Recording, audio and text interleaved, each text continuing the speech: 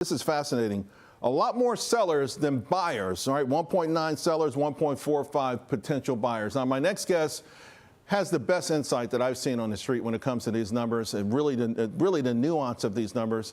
I want to bring in now Resi Club co-founder, editor-in-chief, Lance Lambert. Lance, welcome to New York. Welcome back to New York. Thank you for having me. Let's talk about this overall problem. For me, this is the stat that stands out most, right? Let's bring that back before we go to Lance's chart, because the more sellers than buyers, obviously the tables have tilted. It's a so-called buyer's market, and yet it doesn't feel like it. Yeah, so what's occurred is that during the pandemic housing boom, there was so much demand that came in at once. Those ultra low rates, all the money that was printed, all the remote work, there wasn't enough supply in terms of units out there to meet that demand. So the demand all didn't get to transact and prices overheated, they soared. And so once mortgage rates went up 3, 4, 5, 6, 7, that reality of that deterioration became apparent.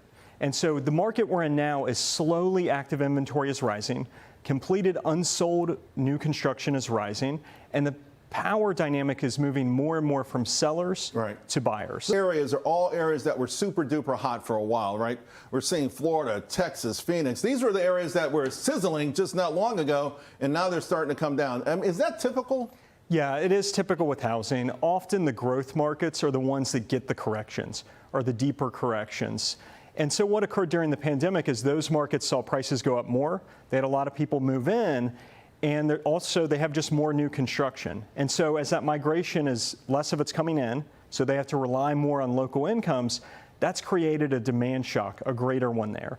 And the builders for multifamily and single family, they have to move that product. They're going to sell it. So if they have to discount it, do big buy downs, do whatever they need to move that product, they'll do it. And so it creates a cooling effect on the resale market as existing home sellers have to compete with the builders.